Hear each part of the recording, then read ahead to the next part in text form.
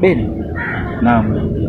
msanii gani unampenda hapa? Mimi nawapenda wasanii wote wa nyimbo za Injili. Haijalishi ni mdogo au ni mkubwa, yani mwenye jina na asiyekuwa na jina, wanasemaga hivyo. Yaani nawapenda wote kwa jumla kwa sababu wote wanafanya kazi ya Mungu, wanamwimbia Mungu, haijalishi mtu anaimba katika viwango gani, ila kikubwa ni kwamba anamsifu Mungu, na ninaamini kwamba hata kama ni msanii mdogo, siku moja atafika mbali na yeye.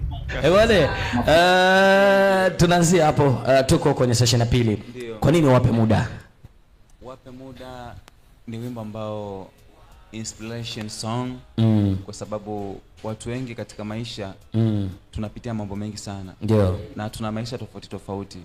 Kwa hiyo aidha unaweza ukawa una shida yoyote au changamoto yoyote ambayo unapitia kwenye maisha yako.